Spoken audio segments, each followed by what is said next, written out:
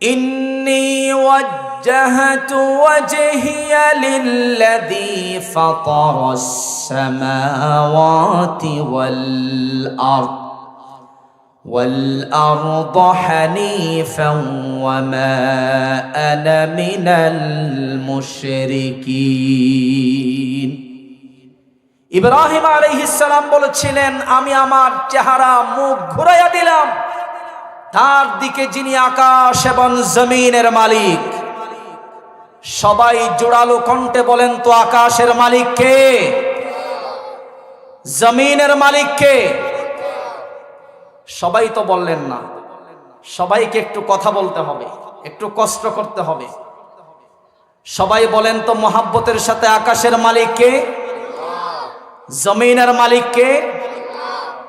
যেই আল্লাহ আকাশের মালিক, যেই আল্লাহ জমিনের মালিক, সেই জমিনে বিধান চলবে, আইন চলবে একজনের। চিল্লায়া বলেন তিনি কে? এখন কি আল্লাহর জমিনে আল্লাহর আইন আছে? আছে?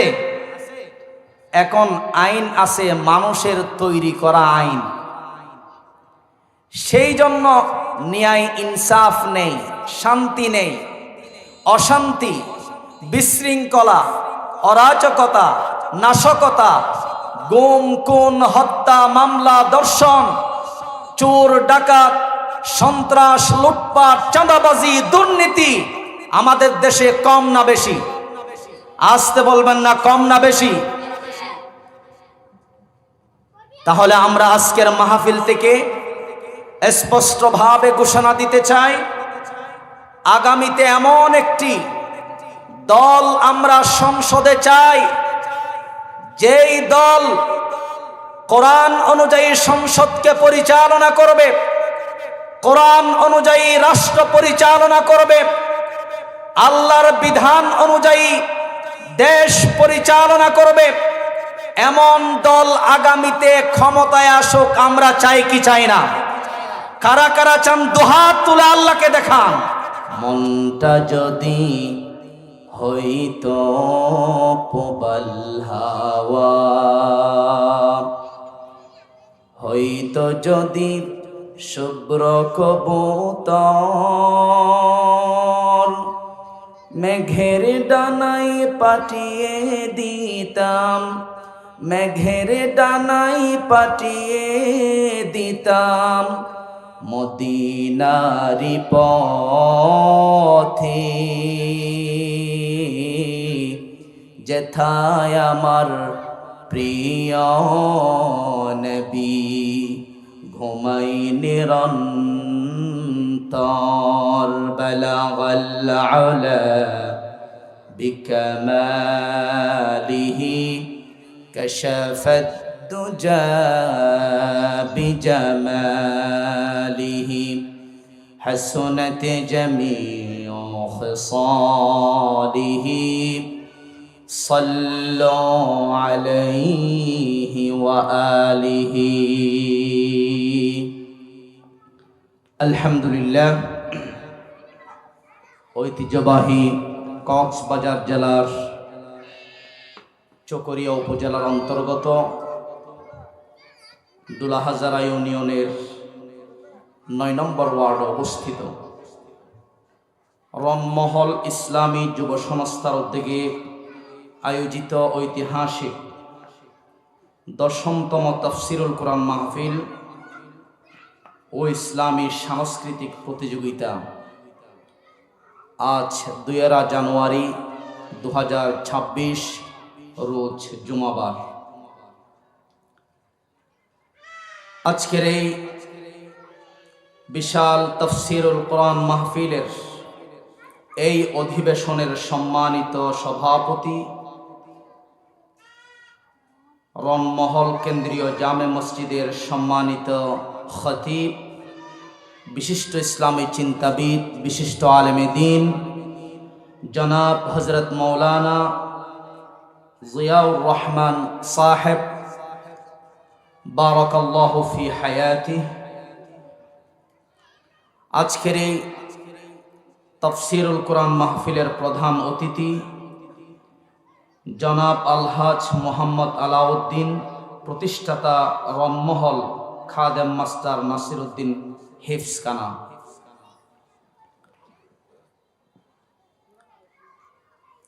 আজকের এই তাফসীরুল কোরআন মাহফিলে আগত মেহমানবৃন্দ, পর্দার অন্তরালে অবস্থানরত আছেন সম্মানিতা শ্রদ্ধেয়া মা ও বোনেরা, বিশেষ করে আগামী দিনের জাতির দিকবাল, ভবিষ্যৎ জীবনে জাতির কান্ডারি আমার প্রাণ প্রিয় যুবক আর তরুণ বন্ধুগণ, সবাই কেমন আছেন? আমাদেরকে ভালো রেখেছেন কে? সুস্থ রেখেছেন কে? যেই আল্লাহ তাআলা আমাদেরকে ভালো রেখেছেন, সুস্থ রেখেছেন, সেই মহান রবের শাহী দরবারে শুকরিয়া জ্ঞাপন করার দরকার আছে না নাই?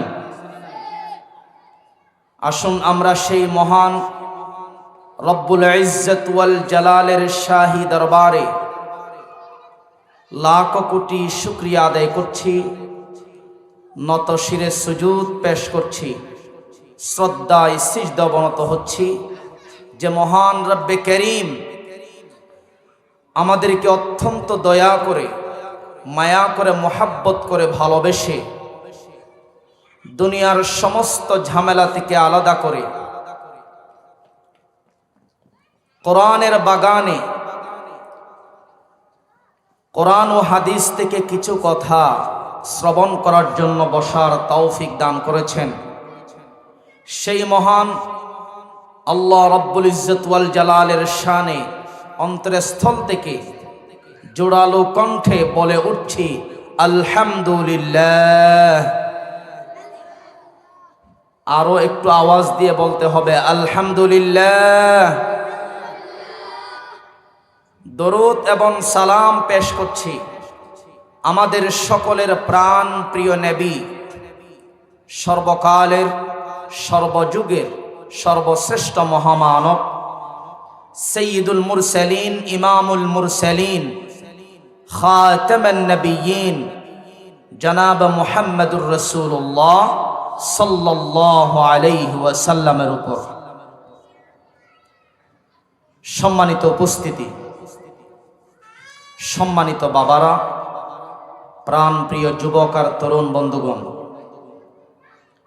মূল আলোচনা শুরু করার পূর্বে আপনাদের খেদমতে একটি কথা বলতে চাই।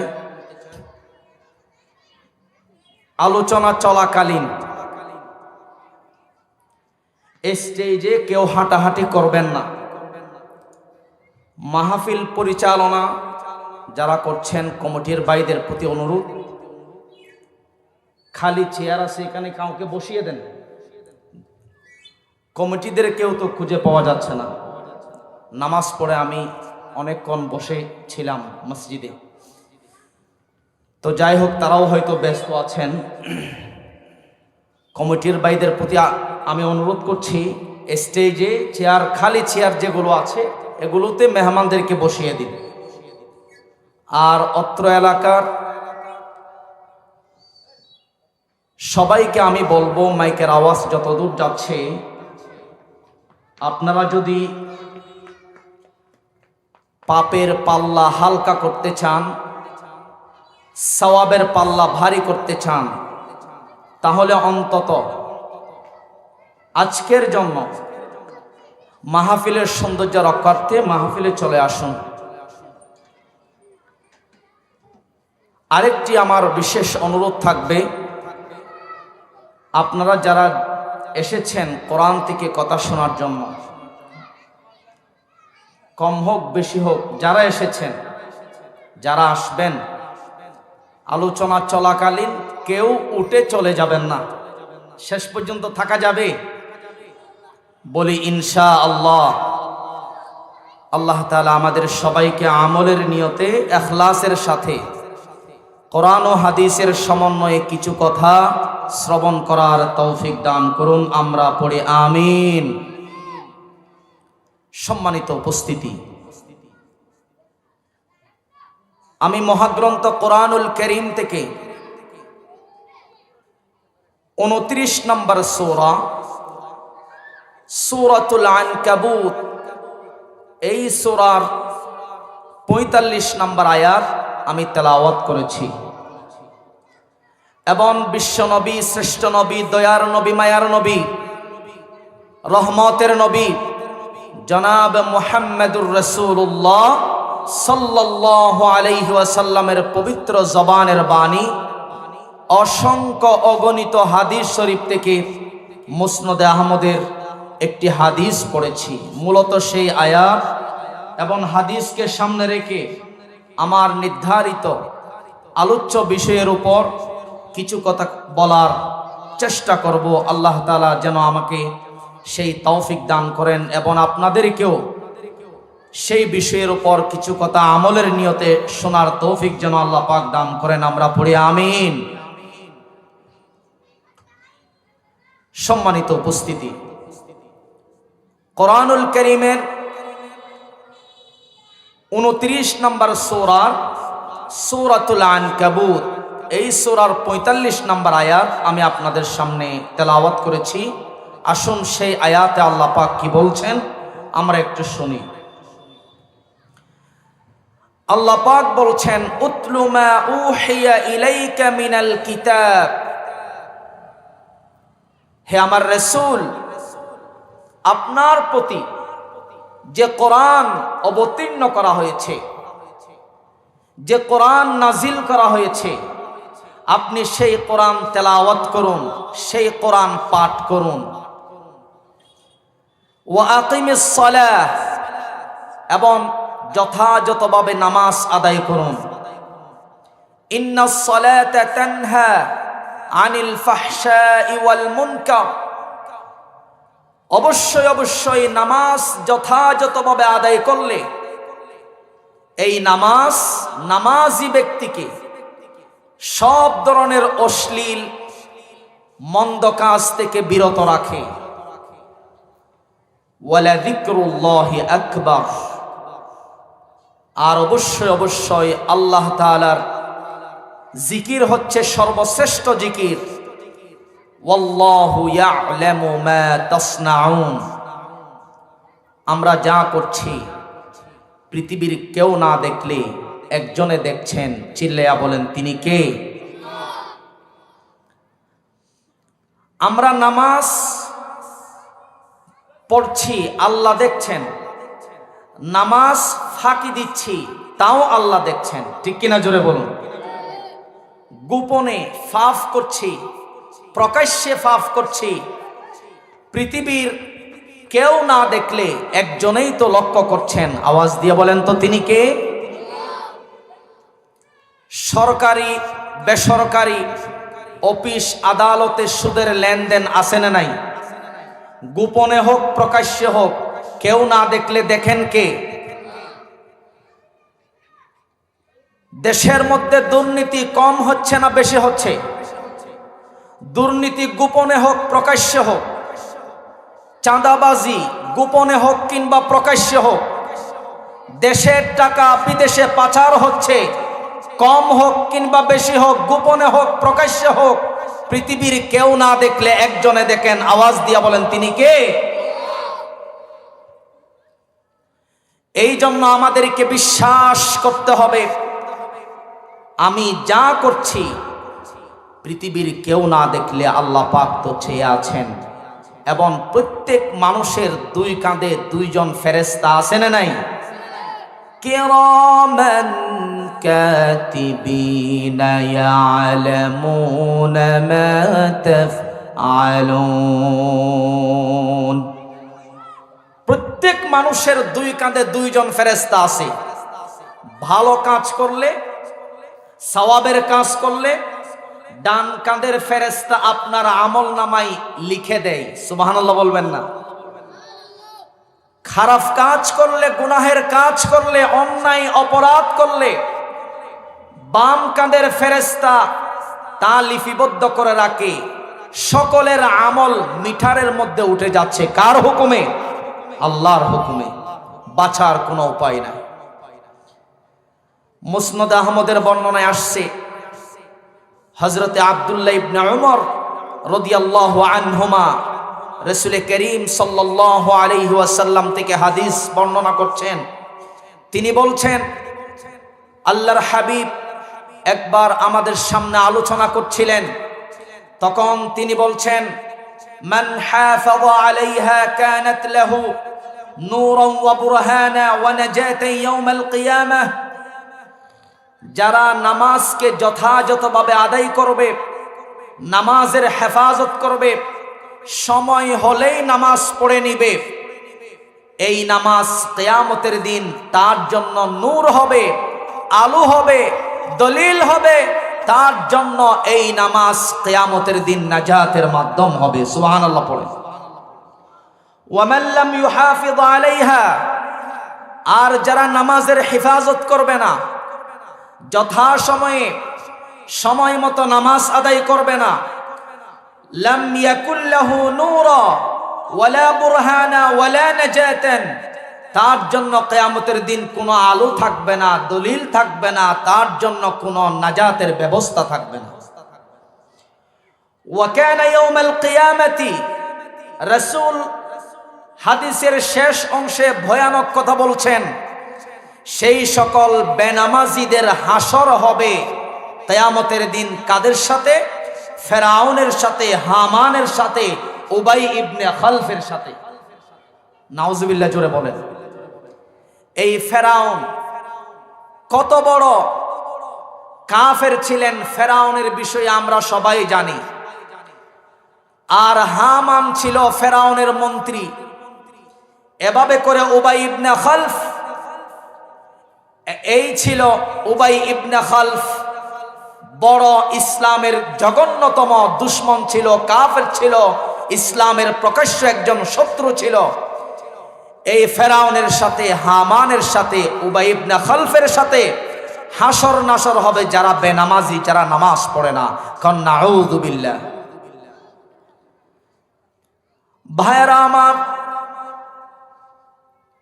মহাগ্রন্থ কোরআনুল কারীমের ভিতরে আল্লাহ রাব্বুল আলামিন নামাজের গুরুত্ব বোঝানোর জন্য 82 জায়গায় নামাজের কথা বলেছেন। সবাই একটু আওয়াজ দিয়ে বলেন, কয় জায়গায়? 82 জায়গায় আল্লাহ রাব্বুল আলামিন নামাজের কথা বলেছেন। বান্দা নামাজ পড়ো। আল্লাহর হাবিব বলছেন, লা দীনা লিমান লা সালাতা লা, যার কাছে নামাজ নাই তার কাছে দিন নাই। রাসূল বলছেন, মান তারাকা সালাতা মুতাআম্মিদান ফাকাদ কাফার, যে ইচ্ছাকৃতভাবে নামাজ ছেড়ে দিল সে কাফের হয়ে গেল। কোন নাউজুবিল্লাহ। ইচ্ছাকৃতভাবে যে নামাজ ছেড়ে দিল সে কুফরি করলো। নাউজুবিল্লাহ, জোরে বলেন। এই নামাজ ছাড়া যাবে না। নামাজ ছাড়া যাবে? নামাজকে ধরতে হবে, আঁকড়ে ধরতে হবে। নিজে নামাজ পড়ব, পরিবারদেরকে নামাজের কথা বলবো, প্রতিবেশীদেরকে নামাজের কথা বলবো, বন্ধু বান্ধবদেরকে নামাজের কথা বলবো। রাজি আছেন? এই নামাজকে আরবিতে বলা হয় আস-সালাত। বলেন তো, নামাজকে আরবিতে কি বলা হয়? আস-সালাত।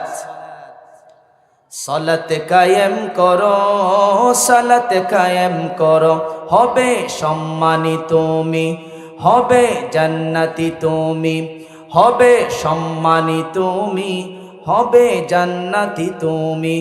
দিবে কাল হাসরে শীতলে ছায়া আর সে আজিম। রব্বিয়াল আলা, রব্বিয়াল আজিম, রব্বিয়াল আলা, রব্বিয়াল আজিম। পড়েন আলহামদুলিল্লাহ। তাহলে নামাজকে আরবিতে কি বলা হয়? আস-সালাত।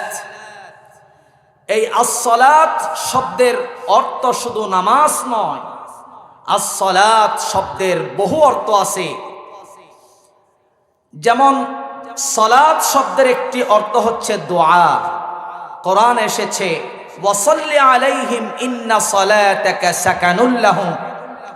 এই আয়াতে যে সালাত শব্দ এসেছে এটির অর্থ নামাজ নয়, এটির অর্থ হচ্ছে দোয়া। তাহলে সালাত শব্দের একটি অর্থ কি বললাম? দোয়া। মুখস্থ রাখতে হবে কথাগুলি। সালাত শব্দের 2 নম্বর অর্থ হচ্ছে রহমত। বলেন তো 2 নম্বর অর্থ কি? রহমত। কোরআনে এসেছে উলাইকা আলাইহিম সালাওয়াতুম মির রাব্বিহিম ওয়া রাহমাহ। এখানে যে সালাত শব্দটি এসেছে এটার অর্থ নামাজ নয়, এটার অর্থ হচ্ছে আল্লাহর পক্ষ থেকে রহমত। সালাত শব্দের 3 নম্বর অর্থ হচ্ছে মাগফিরাত, ক্ষমা। সালাত শব্দের 4 নম্বর অর্থ হচ্ছে আল ইবাদাতুল মাখসুসা, বিশেষ ইবাদতের নাম হচ্ছে সালাত। 5 নম্বর সালাত শব্দের অর্থ হচ্ছে আস-সানাউ ওয়াত তাশরীফ, প্রশংসা ও সম্মান।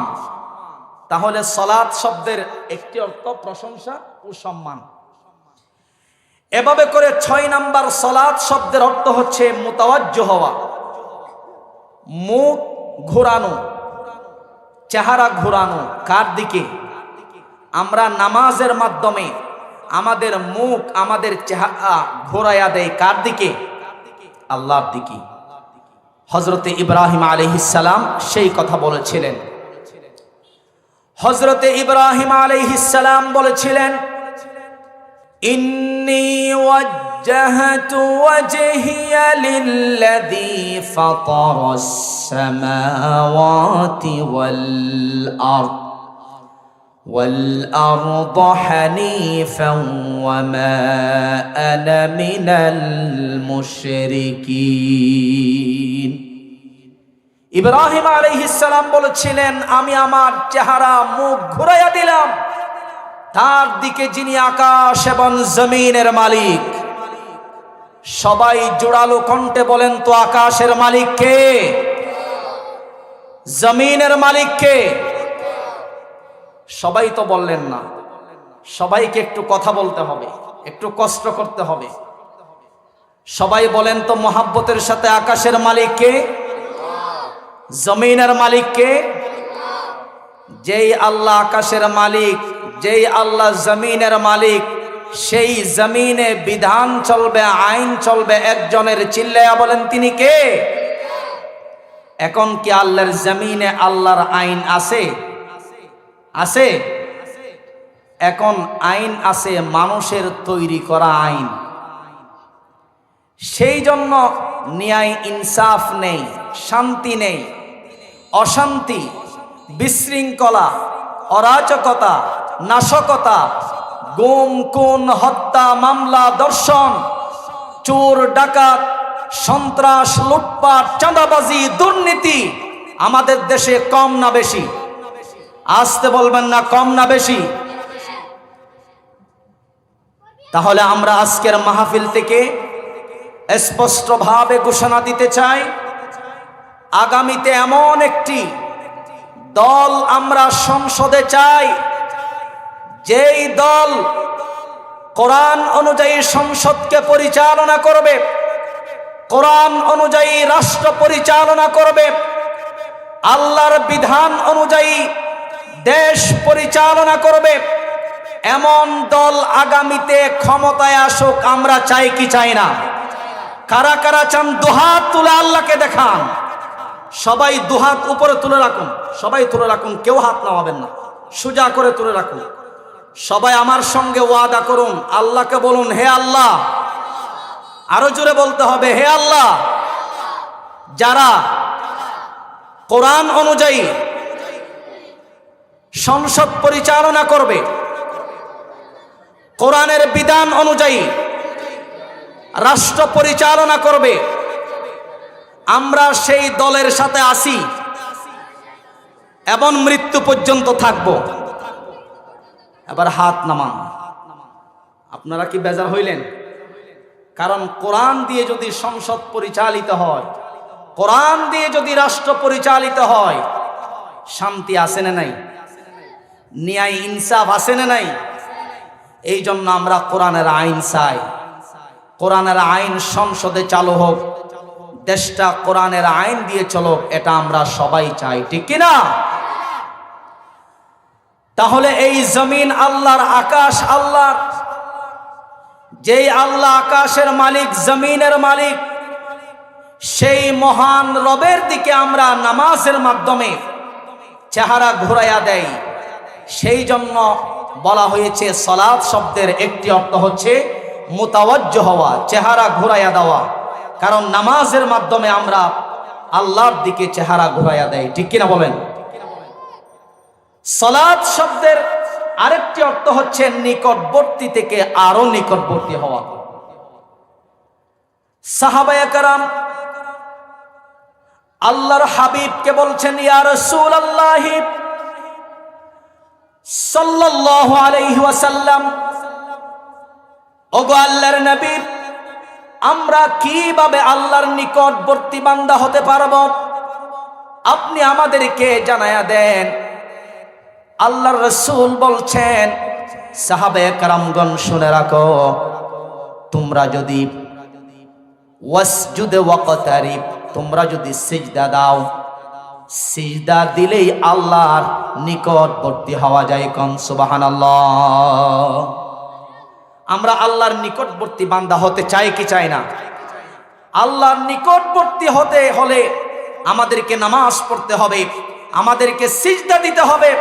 নামাজ পড়লে, সিজদা দিলে আল্লাহর নিকটবর্তী হওয়া যায়। কোন সুবহানাল্লাহ।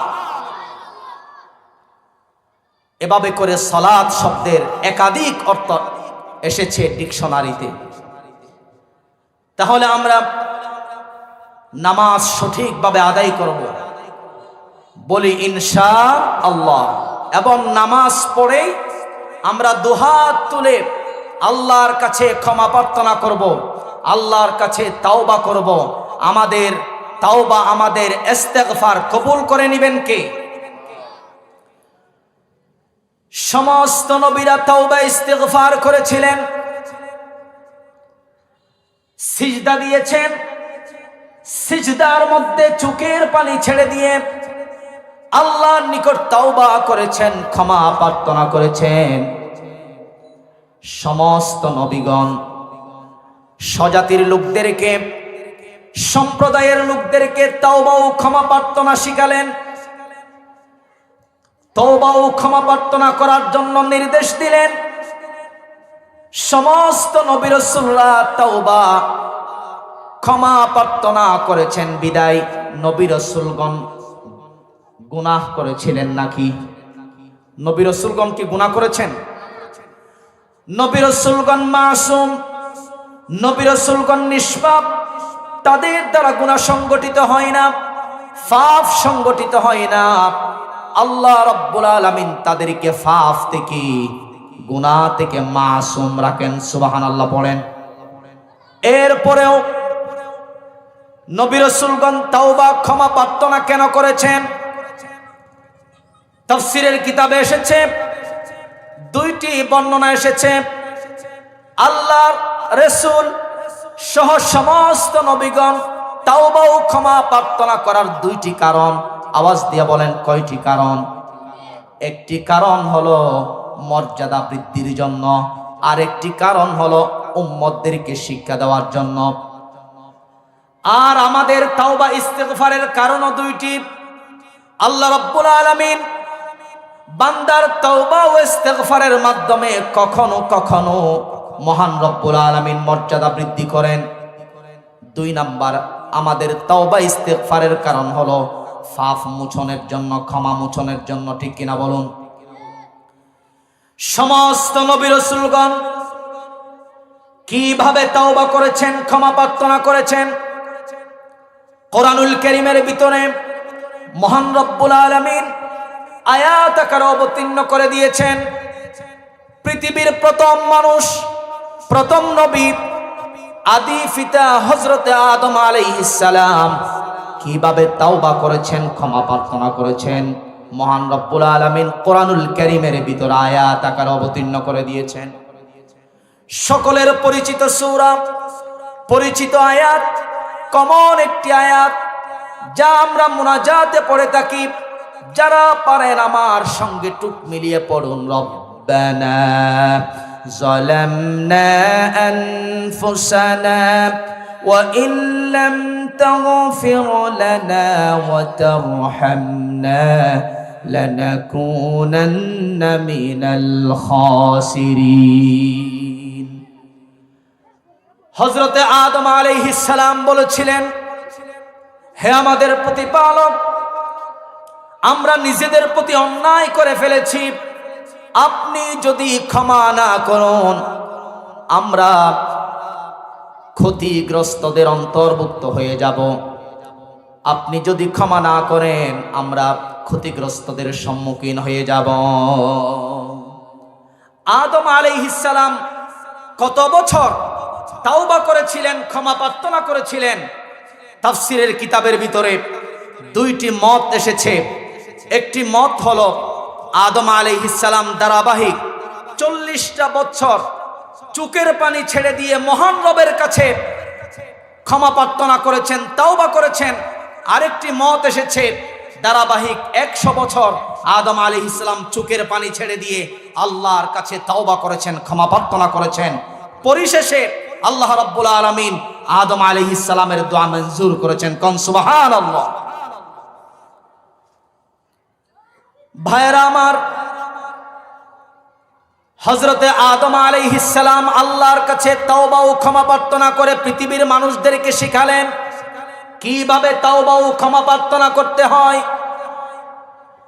কারণ আমরা গোপনেও প্রকাশ্যেও সদা সর্বাবস্থায় আমরা পাপের মধ্যে লিপ্ত আছি, গুনাহের মধ্যে লিপ্ত আছি না নাই? এমন কেউ বলতে পারবে না যে আমি গুনাহ করছি না।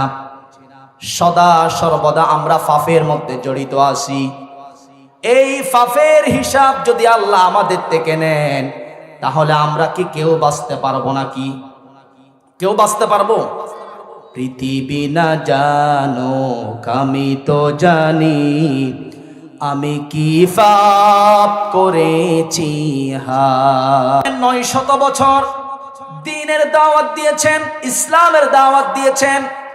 দীর্ঘ 950 বছর ইসলামের দাওয়াত দেওয়ার পর শুধুমাত্র ঈমান এনেছিল 80 কিংবা 82 জন। কয়জন? আহা, কত কষ্ট করেছেন। 950 বছর দাওয়াত দিয়েছেন, শুধু 80 জন মুসলমান হয়েছে।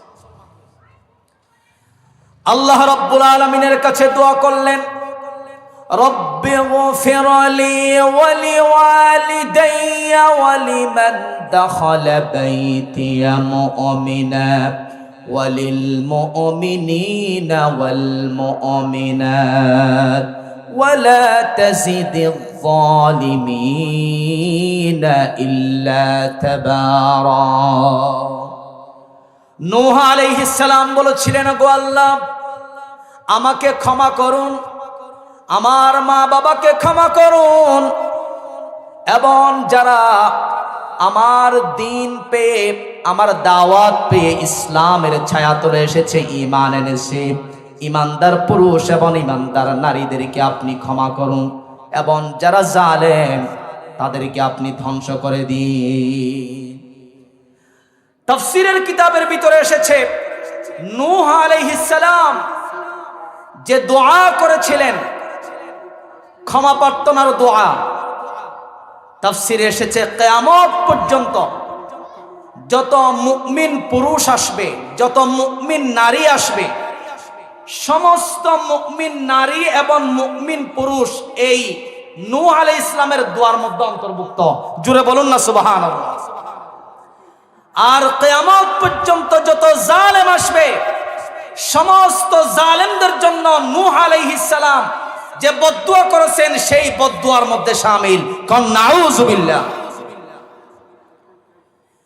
এই জন্য আমরা ইতিহাস পড়ে দেখেছি এবং সচক্ষেও দেখেছি, এই পৃথিবীতে যুগে যুগে যারা মানুষের উপর জুলুম করেছে, যারা জালেম ছিল, তারা হয়তো শারীরিকভাবে ধ্বংস হয়েছে, হয়তো মানসিকভাবে ধ্বংস হয়েছে, হয়তো আর্থিকভাবে ধ্বংস হয়েছে, এমনকি জালেমরা জুলুমের কারণে নিজের জন্মভূমি দেশ ছেড়েও পালাতে হয়েছে। ঠিক কিনা জোরে বলুন। জালেমদেরকে তাদের জুলুমের কারণে যুগে যুগে ধ্বংসের মুখোমুখি হতে হবে, এটি কোরআনের কথা, ঠিক কিনা জোরে বলুন। এজন্য এখান থেকে আমরা মেসেজ দিতে চাই, আগামীতে যারা রাষ্ট্রীয় ক্ষমতায় আসবেন আপনাদেরকে একটা মেসেজ দিতে চাই, বিগত ফ্যাসিস্ট স্বৈরাচার জালেম যারা দেশ থেকে পালিয়েছে তাদের থেকে শিক্ষা গ্রহণ করুন, ঠিক কিনা জোরে বলুন। যদি তাদের থেকে শিক্ষা গ্রহণ না করেন, আপনারাও যদি ফ্যাসিস্ট স্বৈরাচারের মতো আচার আচরণ করেন, কার্যকলাপ করেন, বাংলার তাওহীদি জনতা জাগ্রত আছে, যুবক আর তরুণরা জাগ্রত আছে, ছাত্র জনতা আছে, আবারও ফ্যাসিস্টদের মতো আন্দোলন করে ফ্যাসিস্টদেরকে যেই দশা করেছে আপনাদেরকেও সেই দশা করে ছাড়বে, ঠিক কিনা জোরে বলুন। সুতরাং এখনো সময় আছে, ভালো হয়ে যান, সঠিক পথে পরিচালিত হন। সময় আছে না নাই? ভালো হতে পয়সা বলেন না, ভালো হতে পয়সা লাগে না, ভালো হয়ে যান, মানুষের সাথে সুন্দর আচরণ করুন, মানুষের পাশে দাঁড়ান, ঐক্যবদ্ধ হয়ে দেশের কল্যাণের জন্য কাজ করুন, জনগণের জন্য কাজ করুন, জনগণ আপনাকে বুকে জড়াইয়া নিবে, ঠিক কিনা বলুন। প্রিয় ভাইরা আমার, বলছিলাম নূহ আলাইহিস সালাম যে বদদুয়া করেছিলেন জালেমদের জন্য, কিয়ামত পর্যন্ত যত জালেম আসবে সবাই এই বদদুয়ার মধ্যে শামিল। ভাইরা আমার, তাওবা করতে হলে সিজদায় পড়ে কান্নাকাটি করতে হবে, নামাজ পড়ে কান্নাকাটি করতে হবে, ক্ষমা প্রার্থনা চাইতে হবে কার কাছে? সাইয়্যিদুনা মূসা আলাইহিস সালাম কিভাবে ক্ষমা প্রার্থনা করেছিলেন মহান রব্বুল আলামিন কোরআনুল কারীমের ভিতরে আয়াত নাজিল করেছেন, রব্বি ইন্নী যালামতু নাফসি ফাগফিরলি ফাগফারা লা ইন্নাহু হুয়াল গফুরুর রহিম। মূসা আলাইহিস সালাম বলেছিলেন, রব্বুল আলামিন আমি আমার প্রতি অন্যায় করে ফেলেছি, অপরাধ করে ফেলেছি, আপনি আমাকে ক্ষমা করুন। মূসা আলাইহিস সালাম এই ক্ষমা প্রার্থনা আল্লাহর কাছে করলেন, রব্বুল আলামিন তার পয়গম্বর মূসাকে ক্ষমা করলেন, কোন সুবহানাল্লাহ। মূসা আলাইহিস সালাম যখন সঠিক পথ হারাতেন, সঠিক পথ খুঁজে না পেতেন, আল্লাহর কাছে সঠিক পথের সন্ধান চাইতেন, আল্লাহ রাব্বুল আলামিন সাইয়্যিদুনা মূসা আলাইহিস সালামকে সঠিক পথের দিশা দিতেন, ঠিক কিনা? যদি আমরাও জীবন চলার পথে সঠিক পথ খুঁজে না পাই, সিরাতে মুস্তাকিমের রাস্তা খুঁজে না পাই, জান্নাতি পথ খুঁজে না পাই, আল্লাহর কাছে দোয়া করতে হবে, ওগো আল্লাহ আপনি আমাকে সত্যের পথে রাখুন, আপনি আমাকে জান্নাতের পথে সিরাতে মুস্তাকিম সহজ সরল পথের মধ্যে মৃত্যু পর্যন্ত অটল রাখুন। নামাজ পড়ে এই দোয়া করা যাবে? সবাই বলুন, দোয়া করা যাবে? মূসা আলাইহিস সালাম দোয়া করতেন, আল্লাহ তাআলা মূসা আলাইহিস সালামকে সঠিক পথের উপর রেখেছেন, সঠিক পথের সন্ধান দিতেন। সুবহানাল্লাহ, জোরে বলুন। সাইয়্যিদুনা মূসা আলাইহিস সালাম তিনি কেমন নবী ছিলেন তার ব্যাপারে যদি একটু বলতে চাই, তিনি নরমও ছিলেন আবার গরমও ছিলেন। যেখানে নরম হইলেই চলে সেখানে নরম, আবার দেখা গেছে যেখানে নরম হইলে চলে না সেখানে ইসলামের সাথে কঠোরতা হওয়ার দরকার আছে না নাই? মূসা আলাইহিস সালাম একদিন ঘর থেকে বাজারে আসলেন। কোথায় আসলেন? বাজারে আসলেন।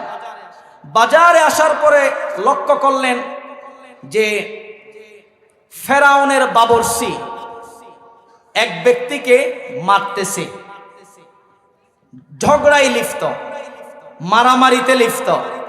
মূসা আলাইহিস সালাম তাদেরকে নরম ভাষায় বুঝালেন যে মারামারি করিও না, ঝগড়া ফসাদ করিও না, বিরত হও।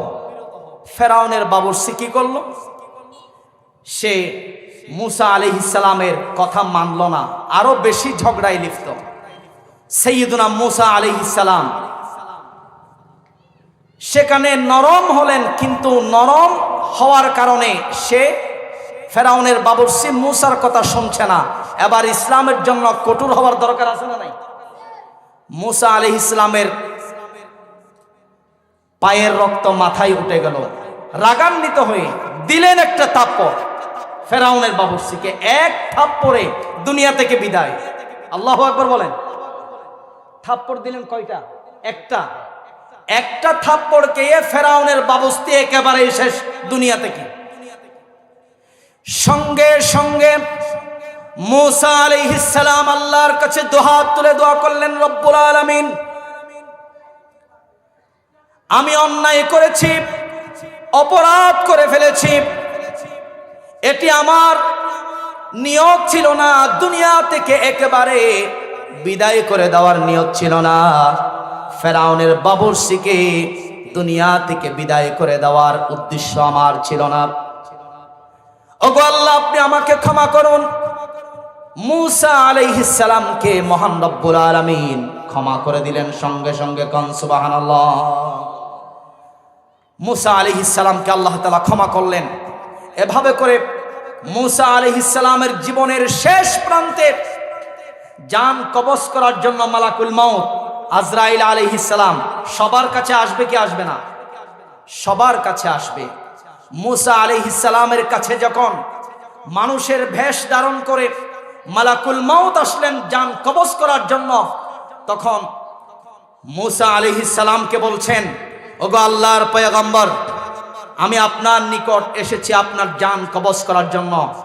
কিতাবের মধ্যে এসেছে সহিহ বুখারীতে, তখন মুসা আলাইহিস সালাম একটা কাজের মধ্যে লিপ্ত ছিলেন, ব্যস্ত ছিলেন।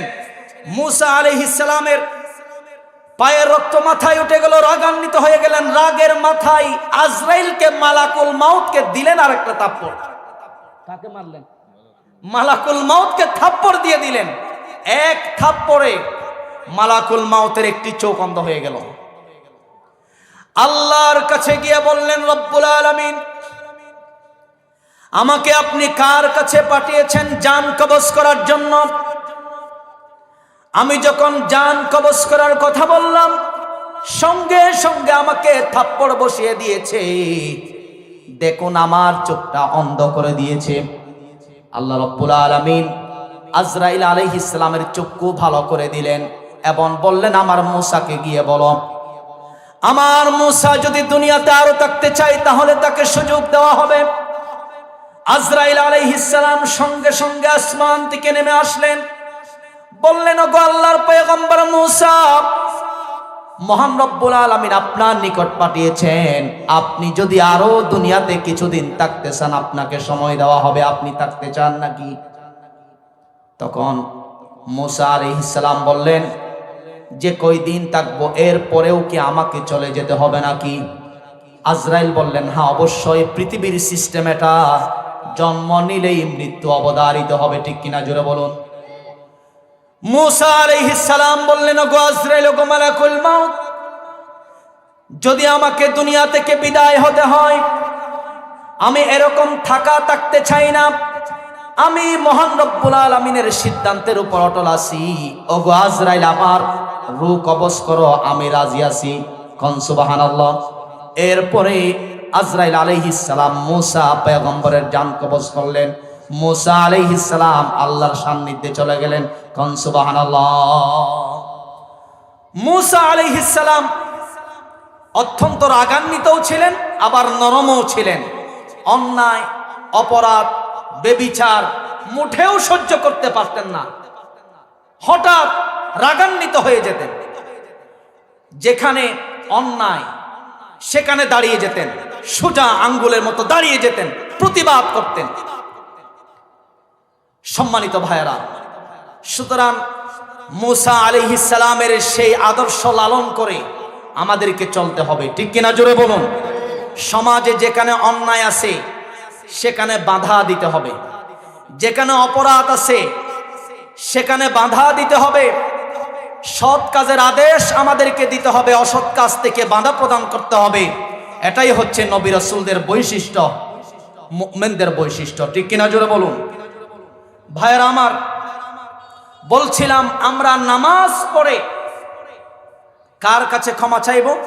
আল্লাহর কাছে। সিজদার মধ্যেই কার কাছে ক্ষমা চাইব? এভাবে যদি আমরা একাগ্রতা চিত্তে ক্ষমা চাই, তাওবা করি, আমাদেরকে মাফ করে দিবেন কে?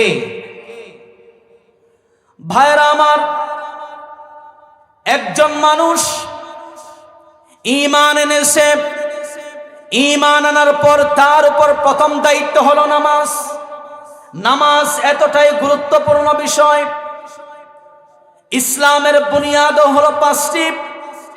1 নম্বরে বলা হয়েছে বুনিয়াল ইসলামু আলা খামসিন শাহাদাতি আল্লা ইলাহা ইল্লাল্লাহ ওয়া আন্না মুহাম্মাদান আবদুল্লাহি ওয়া রাসূলুহু। কেউ যদি ঈমান আনতে চায়, তাকে বলতে হবে, মুখে স্বীকৃতি দিতে হবে, আমি সাক্ষ্য দিচ্ছি আল্লাহ ছাড়া কোনো ইলাহ নেই, ইবাদতের উপযুক্ত মালিক নেই, এবং আমি আরো সাক্ষ্য দিচ্ছি মুহাম্মদ সাল্লাল্লাহু আলাইহি ওয়াসাল্লাম আল্লাহ তাআলার রাসূল। আল্লাহ এবং রাসূলের এই কথার স্বীকৃতি দেওয়ার পর তার উপর যেই কাজটা ফরজ তা হচ্ছে ইকামাতিস সালাহ, নামাজ পড়া। কেউ জোহরের পূর্বে ঈমান আনলো, তার উপর সর্বপ্রথম যেই কাজটা ফরজ তা হচ্ছে জোহরের সালাত আদায় করা। কোন সুবহানাল্লাহ। নামাজ এতটাই গুরুত্বপূর্ণ। আল্লাহ রাব্বুল আলামিন কোরআনুল কারীমে 82 জায়গায় নামাজের গুরুত্বের কথা বলেছেন।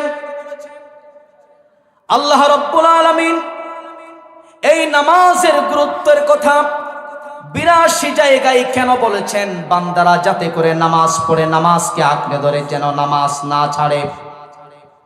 এই নামাজ পড়লে মহান রব্বুল আলামিন তার বান্দাদেরকে নামাজের বিনিময়ে তার বান্দাদেরকে মাফ করে দেন, তার বান্দাদের দিলের আশাগুলি পূরণ করে দেন। কোন সুবহানাল্লাহ। প্রিয় ভাইয়েরা আমার, নামাজের মাধ্যমে আল্লাহ তাআলা বান্দাদেরকে মাফ করে দেন। এই জন্য আমাদেরকে নামাজ পড়তে হবে, ঠিক কিনা জোরে বলুন। সম্মানিত উপস্থিতি, কোরআনুল কারীমের ভিতরে আল্লাহ তাআলা বলেছেন, ইয়া আইয়ুহাল্লাযীনা আমানুত্তাকুল্লাহ হাক্কা তুকাতিহি ওয়া লা তামুতুন্না ইল্লা ওয়া আনতুম মুসলিমুন। হে ঈমানদারগণ, তোমরা যথাযথভাবে আল্লাহকে ভয় করো। কাকে ভয় করতে হবে? আল্লাহকে ভয় করতে হবে। ওয়া লা তামুতুন্না ইল্লা ওয়া আনতুম মুসলিমুন, এবং তোমরা প্রকৃত ঈমানদার না হয়ে, খাঁটি মুসলমান না হয়ে কবরে আসিও না। ভালো করে কথা বুঝেন। আল্লাহ পাক বলছেন, খাঁটি মুমিন না হয়ে, প্রকৃত মুসলমান না হয়ে তোমরা কবরে আসিও না, মৃত্যুবরণ করিও না। এখন আমাদেরকে বুঝতে হবে প্রকৃত মুসলমান কারা। আমরা কালিমা শিখেছি, মুখে পাঠ করি, অন্তরে বিশ্বাস করি, আর আমরা ভাবছি কাজ যথেষ্ট হয়েছে, আমি খাঁটি মুসলমান। আমাদেরকে বুঝতে হবে কালিমা মুখে পাঠ করলে, স্বীকৃতি দিলেই একমাত্র কেবলমাত্র প্রকৃত মুসলমান হওয়া যায় না। মুসলমান হতে হলে নামাজ পড়তে হবে। মুসলমান যদি হতে হয় খাঁটি মুসলমান, তাহলে আল্লাহ পাক যে কান দিয়েছেন, চক্ষু দিয়েছেন, হাত দিয়েছেন, পা দিয়েছেন, শরীরের অঙ্গ প্রত্যঙ্গ দ্বারা আল্লাহ পাক যা করতে বলেছেন তা করতে হবে, যা নিষেধ করেছেন তা থেকে বিরত থাকতে হবে। তাহলেই প্রকৃত মুসলমান হওয়া যায়। সুবহানাল্লাহ জোরে বলুন। আর প্রকৃত মুসলমানের আরেকটি গুণ হচ্ছে, প্রকৃত মুসলমানের পরিচয় নামাজের মাধ্যমে বোঝা যায়। ঠিক কিনা জোরে বলুন। একজন মুসলমান নামাজ পড়ে না, সে নিজেকে মুসলমান বলে দাবি করার কোনো হক তার নাই, মুসলমান বলে দাবি করার কোনো অধিকার তার নাই। ঠিক কিনা জোরে বলুন। নামাজ হচ্ছে মূলত জিন্দেগি। এই নামাজের মাধ্যমে মানুষের ঈমানের বহিঃপ্রকাশ ঘটবে। নামাজের মাধ্যমে মানুষের ঈমানের বহিঃপ্রকাশ ঘটবে। আল্লাহ রাব্বুল আলামিন কোরআনুল কারীমের ভিতরে বলেন, ক্বাদ আফলাহাল মুমিনুন আল্লাযীনা হুম ফি সালাতিহিম খাশিউন। অবশ্যই মুমিনরা সফল। মুমিনরা কেন সফল? কারণ মুমিনরা নিজেদের নামাজের ক্ষেত্রে বিনয়ী, নিজেদের নামাজের ক্ষেত্রে মুমিনরা একাগ্রতা চিত্তে প্রশান্ত মনে খুশুখুজুর সহিত, অর্থাৎ নামাজের সকল সুন্নাহগুলি, ওয়াজিবগুলি, ফরজগুলি ঠিক রেখে যথা সময়ে ধীরস্থির সাথে মুমিনরা নামাজ পড়ে। ঠিক কিনা জোরে বলুন। আমার ভাইয়েরা, এই জন্য মুমিনরা সফল। কিয়ামতের দিন কিছু মানুষ আমলের পাহাড় নিয়ে উঠবে, সেখানে দেখা যাবে নামাজের সওয়াব, সেখানে দেখা যাবে যাকাতের সওয়াব, সেখানে দেখা যাবে কোরআন তেলাওয়াতের সওয়াব। এভাবে করে বিশাল আমলের পাহাড় নিয়ে উঠবে, কিন্তু পক্ষান্তরে দেখা যাবে লোকটা নামাজ পড়তো ঠিকই, কিন্তু মানুষের হক মেরে খেত। লোকটা নামাজ পড়তেন ঠিকই, মানুষকে গালাগালি করত। লোকটা নামাজ পড়তেন ঠিকই, কিন্তু সুদ খেত, ঘুষ খেত। এরকম মুসল্লি সমাজ আছে না নাই? নামাজ পড়ে সুদ খায়, নামাজ পড়ে ঘুষ খায়, নামাজও পড়ে মানুষের সীমা ঠেলে, নামাজও পড়ে মানুষের সম্পদ দখল করে। ঠিক কিনা বলুন? এরকম নামাজ হলে চলবে না। কিয়ামতের দিন আল্লাহ রাব্বুল আলামিন এরকম নামাজীদের ব্যাপারে বলবেন, ওগো আমার ফেরেশতারা, শিকল লাগাও, শিকল লাগাও, তাকে শিকল বেঁধে টেনে টেনে জাহান্নামে নিক্ষেপ করে দাও। নাউজুবিল্লাহ জোরে বলেন। সম্মানিত উপস্থিতি, আমার সময় শেষ হয়েছে। আমাদেরকে নামাজি হতে হবে। নিজে নামাজ পড়বেন, পরিবারদেরকে নামাজের আদেশ দিবেন, প্রতিবেশীদেরকে নামাজের আদেশ দিবেন। শুধু নামাজ নিজে পড়লে হবে? আপনি আসার সময় যারা দোকানে বসে আড্ডা করছে, আজান হয়ে গেছে, এখনো দোকানে বসে আছে, পথের ধারে কিনারে বসে আছে, আপনি আসার সময় তাদেরকেও নামাজের দাওয়াত দিবেন, সঙ্গে মসজিদে নিয়ে আসবেন। সে যে নামাজ পড়ে, নামাজের সওয়াবের একটা অংশ আপনার আমল নামায় যুক্ত হবে। সুবহানাল্লাহ জোরে বলুন। আল্লাহ তাআলা আমাদের সবাইকে আমল করার তৌফিক দান করুন, আমিন। ওয়া আখিরু দাওয়ানা আনিল হামদুলিল্লাহি রাব্বিল আলামিন। আসসালামু আলাইকুম ওয়া রাহমাতুল্লাহি ওয়া বারাকাতুহু।